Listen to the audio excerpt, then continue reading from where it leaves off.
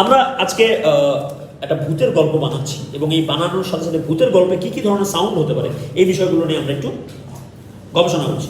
তো প্রথমে আমি একটা সাউন্ড বের করেছি, এটা একটা গল্প হবে পুরোটা, যে যার যার অংশটা বলবে এবং সাউন্ডগুলো করবে গলা দিয়ে।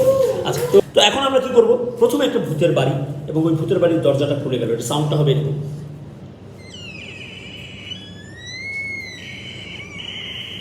এটা হচ্ছে দরজাটা খুলে গেল। এরপর সামিন কি হলো, কোকিল, ভূতের বাড়িতে কোকিল। আচ্ছা কি কি ডাকটা কি, কাওয়া, কাওয়া ডাকলে তো এইভাবে ডাকে, তাহলে কি হবে?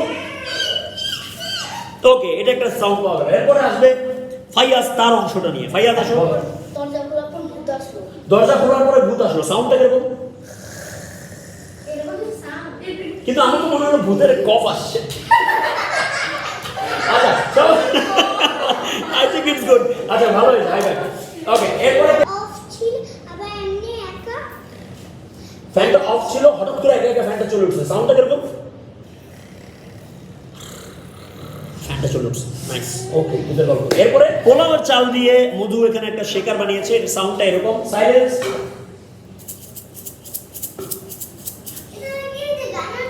খুব সুন্দর। এইটার কোনো নাম দিয়েছো?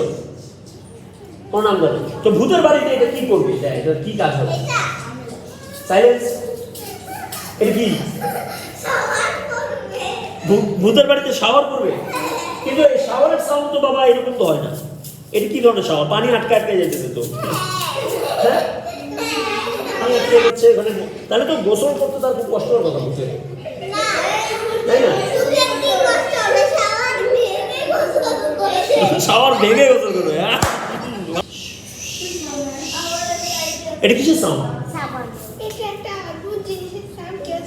কেউ জানে না, এটা একটা ভূতের একটা সাউন্ড,